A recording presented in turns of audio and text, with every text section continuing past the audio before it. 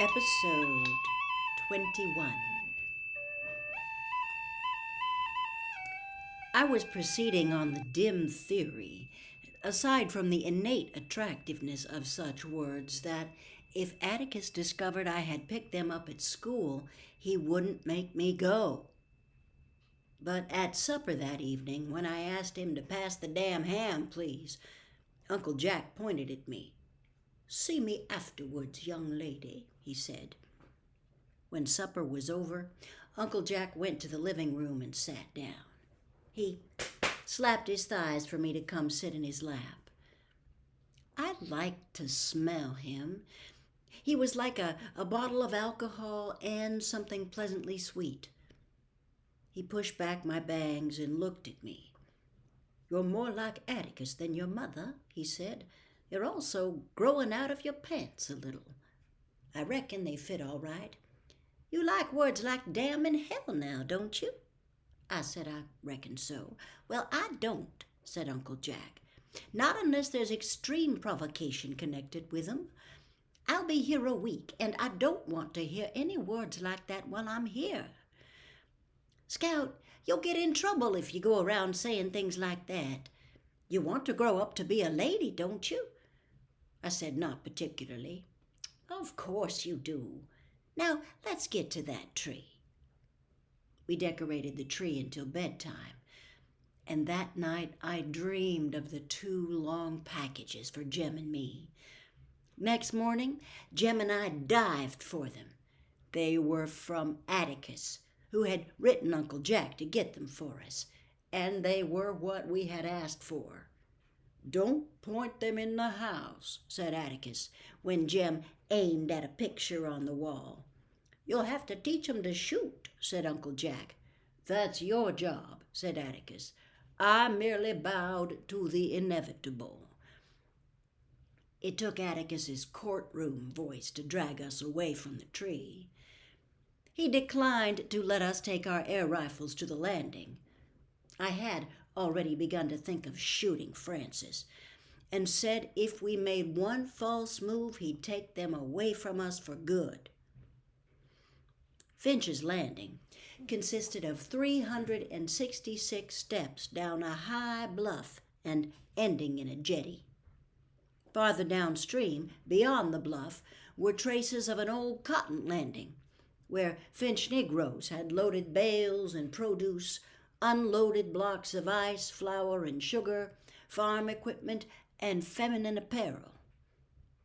A 2-rut road ran from the riverside and vanished among the dark trees. At the end of the road was a 2-storied white house with porches circling it upstairs and downstairs. In his old age, our ancestor Simon Finch had built it to please his nagging wife. But with the porches, all resemblance to ordinary houses of its era ended. The internal arrangements of the Finch House were indicative of Simon's guilelessness and the absolute trust with which he regarded his offspring.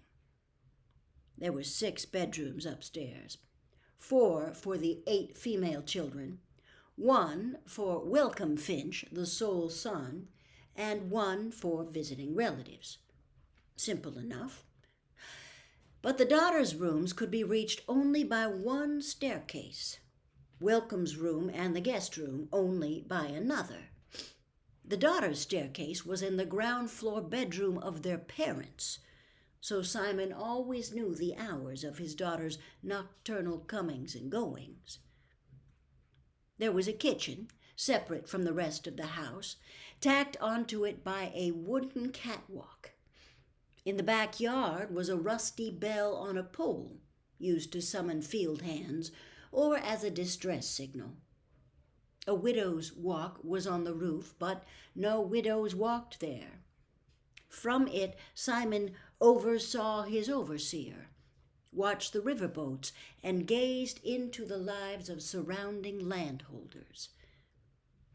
There went with the house the usual legend about the Yankees. 1 Finch female, recently engaged, donned her complete trousseau to save it from raiders in the neighborhood. She became stuck in the door to the daughter's staircase, but was doused with water and finally pushed through. When we arrived at the landing, Aunt Alexandra kissed Uncle Jack. Frances kissed Uncle Jack. Uncle Jimmy shook hands silently with Uncle Jack. Jem and I gave our presents to Frances, who gave us a present. Jem felt his age and gravitated to the adults, leaving me to entertain our cousin.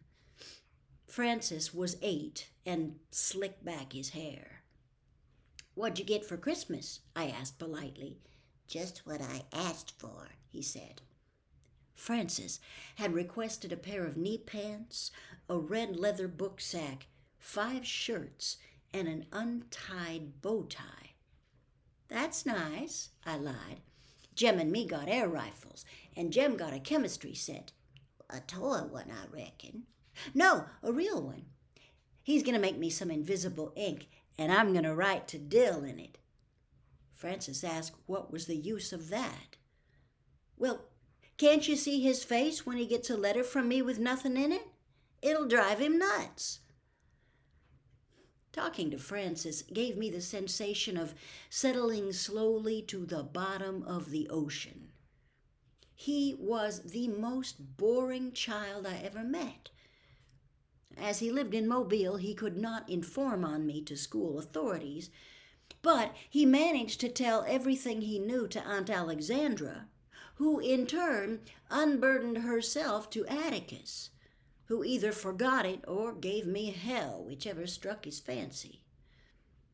But the only time I ever heard Atticus speak sharply to anyone was when I once heard him say, "Sister, I do the best I can with them." It had something to do with my going around in overalls. Aunt Alexandra was fanatical on the subject of my attire. I could not possibly hope to be a lady if I wore breeches. When I said I could do nothing in a dress, she said I wasn't supposed to be doing things that required pants.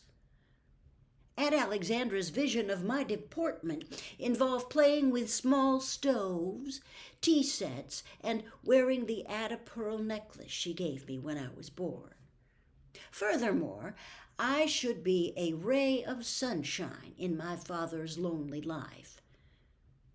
I suggested that one could be a ray of sunshine in pants just as well, but Auntie said that one had to behave like a sunbeam, that I had been born good but grown progressively worse every year. She hurt my feelings and set my teeth permanently on edge.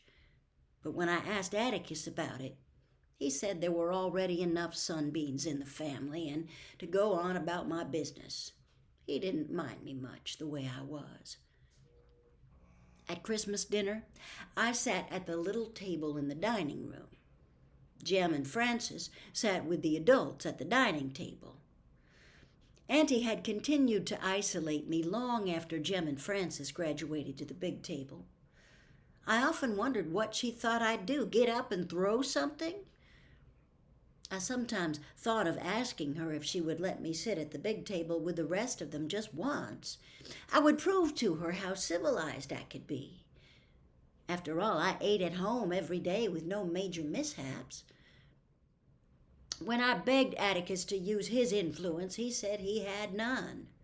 We were guests, and we sat where she told us to sit.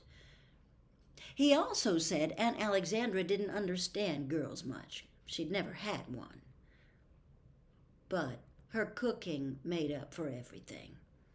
3 kinds of meat, summer vegetables from her pantry shelves, peach pickles, 2 kinds of cake, and ambrosia constituted a modest Christmas dinner.